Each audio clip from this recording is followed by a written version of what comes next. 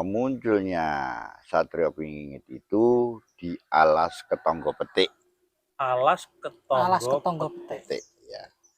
Alas Ketonggo Petik itu ada di Ngawi Paron.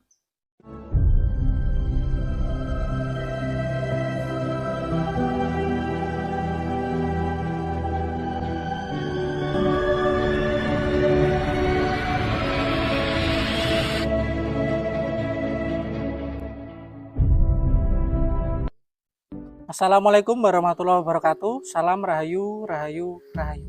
Rahayu. Subscriber teman-teman Babat Tanah Jawa, kembali lagi bersama saya Mas Londo Jowo dan masih sama dengan Kunto is Black, dan kita masih bersama akan melanjutkan yang kemarin ya Mas. dan Romo Mukti. Raharjo. Iya. Oke, kita akan ngobrol santai aja terkait pembahasan kemarin. Kita akan part 2-nya. Kita akan membahas tentang Satrio Piningit. Kemarin banyak masukan dan banyak pertanyaan. Ya. Ternyata banyak yang pengen tahu dari mana asalnya Satrio. Kita bisa berbincang-bincang banyak dengan Romo Mukti Raharjo ini terkait dari mana datangnya Satrio Piningit. Untuk mempersingkat durasi, langsung saja untuk datangnya sosok Satrio Piningit itu dari mana muncul? Ya, itu kita melihatnya kan dari sastranya Jayabaya. Itu ya di Jayabaya yang kemudian di Sunan Gresik, Musa Sarip, terus kemudian Rogo Warsito, itu bahwa munculnya Satrio Piningit itu di alas Ketonggo Petik. Alas Ketonggo Petik ya. Alas Ketonggo Petik itu ada di Ngawi Paron. Tetapi itu kan sebetulnya hanya sebuah misteri bahwa munculnya kerajaan atau ratu Satrio Piningit itu dari alas Ketonggo Petik. Dan ini untuk secara metafisika kita harus bicara bahwa alas Ketonggo Petik itu ngendi nih kan gitu dah. Nah, secara fisik memang ada di Paron itu, tetapi sebetulnya secara metafisik alas Ketonggo Petik itu adalah alam sejati. Alas itu alam sejati, caket ono ing priyangga sinupet mungsa. Sebetulnya pada tingkatan manusia itu sudah marifat. Artinya mereka itu kalau secara Islam dikatakan bahwa Satrio Piningit ini pasti sudah marifat, sudah bisa mengendalikan segala yang ada, bahwa semua yang dilakukan itu mung dawe Gusti. Nah, karena dia sudah ketemu sing sinupet mung sak titik. Petik itu kan sinupet mung sak titik. Nah, makanya alas Ketonggo Petik, alam sejati, caket ana ing priyangga. Priyangga itu diri kita ini. Diri kita. Sinupet mung sak titik. Nah, itu terus padahal itu kan cerita kuno sebelum Islam masuk. Nah, kok Islam sama, hampir sama dengan apa yang dikatakan dalam ayat Al-Qur'an, mungkin di Al-Baqarah 186 dikatakan bahwa Muhammad, katakanlah padamu umatmu, jika mereka bertanya tentang aku, bahwasanya bahwa aku adalah dekat, gitu kan? Ya. Nah, jika mereka meminta pasti kuberikan apa yang dia minta, kuberikan asal dia bertakwa dan beriman padaku. Intinya kan sebetulnya hampir sama ini. Tidak ada pertentangan. Jadi kenapa pada waktu itu ada gap antara Satrio Palon dengan munculnya Islam, dibuat sepertinya Satrio Palon atau orang-orang Hindu itu benci dengan munculnya Islam? Itu salah, sangat salah gap itu. Ini adalah salah satu bikinan Van der Plas. Oh, Van der Plas lagi-lagi. Iya, supaya orang Hindu, orang Islam ini di sini sudah ada permusuhan mendasar antara orang Hindu dengan Islam, dengan mengatakan aku mau melu agama Islam. Amarga agama Islam sing mlebu ning tanah Jawa kuwi wis sisip saka babone. Lah artinya pada waktu itu itu memang yang masuk ke sini itu sudah dibuat dengan misi-misi tertentu ya oleh Snogorgrud dan Van der Plas sendiri kan, sebenarnya kan itu sudah diramal oleh Sabda Palono Ginggong. Artinya sekarang ini kan banyak permunculan, banyak yang bersinggungan. Tetapi agama Jawa ini sebetulnya tidak mempengaruhi itu. Tapi gap di dalam sastra itu memang dibuat supaya ada bom yang suatu saat meledak antara Jawa dengan ajaran orang Islam ini akan tidak. Nah, masih ada permusuhan. Padahal mereka itu kan yang menuliskan saja. Jadi ketika saya mengadakan dialog imajiner atau saya mengatakan masuk ke dalam frekuensi, jadi dialog imajiner itu masuk ke dalam frekuensinya Sabda Palono Ginggong. Jadi saya katakan Sabda Palono Ginggong itu adalah Semar. Nah, Semar itu apa? Semar itu artinya samar atau ismaya. Nah, ismaya itu isiopo. Itu adalah aliran. Dan maya itu yang mempunyai kekuatan atau juga bisa diartikan samar, tidak terlalu kelihatan. Artinya kalau dalam masyarakat metafisika itu mengatakan bahwa ismaya itu sebetulnya energi. Jangan diwujudkan. Itulah. Jadi jangan diwujudkan bahwa ismaya itu energi, karena is itu aliran yang mengalir, energi yang mengalir, frekuensi. Makanya kita kalau masuk ke alamnya Tuhan, alamnya dewa-dewa atau alamnya Semar yang digambarkan, kita menyamakan frekuensi ke dalam energinya, bukan wujudnya. Wah ya, bukan terus saya ngomong-ngomong gini, bukan. Kita kan mempunyai di dalam diri manusia, makanya caket ana ing priyangga sinupet mung sak titik. Kemudian di dalam agama apa mengatakan, kalau di dalam versi Islam dikatakan mata kolbu. Mata kolbu. Nah itu loh, titik itu mata kolbu. Atau kalau di dalam ilmu barat atau ilmu metafisik disebut gland pineal. Kalau orang Jawa mengatakan itu keketek. Nah, itu jadi di dalam otak, yang di dalam otak ini antara alis dan ini ada tarik ke sini, itu di situ ada satu sentil seperti kacang. Ini kalau mekar, jenengan bisa berhubungan dengan alam semesta manapun. Nah, itulah yang disebut Satrio Pinuket Sinupet mung sak titik. Sinupet mung sak titik. Bisa masuk ke situ. Jadi bukan, jangan kita mengatakan wah neng alas ketonggo petik sok ben muncul ratu ya.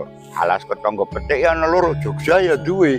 Nah, di Sambiroto namanya Batok Balu, yang di sana Solo ya duwe, yang di Ngawi alas Ngawi Paron itu. Jadi kita sekarang mengupas bahwa alas ketonggo petik itu alam sejati yang caket ana ing priyangga sinupet mung sak titik mata kolbu.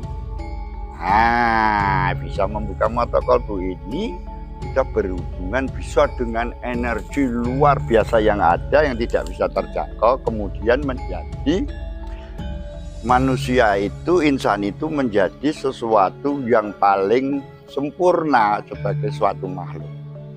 Jadi manusia itu jika mencapai itu adalah makhluk tertinggi yang paling sempurna di alam ini. Yaitu jika manusia sudah bisa membuka yang sinupet sak titik ini kan. Ini bukan, ini bisa dibuktikan bahwa manusia kok bisa melihat ribuan tahun yang akan datang. Nah, di dalam luar itu kan ada akasik rekod, catatan dunia dari pertama dibuat itu tercatat di alam. Nah, ini yang untuk membaca. Nah, jadi inilah yang makanya dikatakan apokalips ya, tentang apokalips, tentang Satrio Piningit. Jadi terus kemudian dari munculnya dari itu, artinya bahasanya jangan kita terpengaruh pada sesuatu yang sudah anak muda ini tidak bisa menerima dengan akal sehatnya, yang kita harus membahasakan dengan bahasa ilmiah. Bahasa ilmiah ini di luar bahasa sejarah, di luar bahasa agama, supaya tidak ada benturan. Kalau kita bahasakan agama mesti benturan. Kan yang tidak sama. Iya. Tapi kalau kita bahasakan sejarah orang ngono. Ya. Wah, ini tapi kalau kita sudah bahasakan Ismoyo itu sebuah aliran sumber energi yang berkekuatan hebat. Ya sudah, tidak ada yang bisa mengatakan wong energi pun udule piye. Hanya ada wujudnya. Jadi bukan wujud tapi sebuah energi. Energi. Karena apa? Kayak jenengan mungkin berdua tirakat kok tahu-tahu aku didatangi Eyang Ismoyo. Padahal wujudnya piye ra ngerti. Tapi kok perasaanku ki moyang teko. Nah, itu loh. Ini kan energinya masuk ke dalam ini, kemudian di otak divisualisasikan. Inilah, itu namanya kita belajar tentang metafisika. Bukan ini bukan klinik tapi ilmiah. Ini ilmiah. Jadi bisa dijabarkan ya teman-teman. Dengan ilmiah. Jangan salah paham tentang sosok itu tadi. Itu merupakan sebuah energi yang ini penyatuan dengan energi kita gitu ya. Ya, makanya kemarin itu saya bilang Sungsang Bawono Malih itu kan energi ini sudah dibalik. Energi positif menjadi energi yang serba negatif. Nah, bagaimana mengembalikan energi positif kembali? Nah, makanya kita perlu dukungan dari seluruh rakyat Indonesia. Jadi yang perlu diingat, generasi muda, bagi Pak Kiai atau siapapun generasi muda yang sekarang sudah banyak informasi, saya hanya berpesan jangan mudah terpengaruh, karena saya mendapatkan wisik atau mendapatkan bukan bisikan ya, saya mendapatkan ilmu yang masuk ke dalam saya bahwa suatu teori kalau dipercaya oleh umum akan menjadi hukum. Ini hati-hati. Nanti banyak teori yang menyesatkan, ternyata diterima masyarakat banyak, akhirnya menjadi hukum, akhirnya negara kita roboh. Sing bener dadi hukum bahwa itu sing sah. Ning sing salah, sing bener ora disahke, salahke. Itulah makanya suatu teori jika diterima oleh umum akan menjadi hukum. Tolong buat generasi muda untuk menyaring pikirannya, menerima informasi dari manapun. Sekarang ini kan dunia tanpa batas ya. Itu kalau kita tidak menyaring dengan ini tadi yang saya katakan, bahwa mereka ini membuat ini kan mau mendogma kita untuk menjadikan pikiran mereka menjadi hukum. Entah itu aliran yang dianggap sesat, bertentangan dengan Nusantara, bertentangan dengan kebudayaan, bertentangan dengan kepercayaan kita, ini kan sudah masuk. Makanya ini saya pagari, suatu teori jika diterima oleh umum menjadi hukum. Hati-hati, ojo nganti sing elek kuwi dadi hukum. Wah, menarik sekali apa yang dikatakan Romo perihal dogma.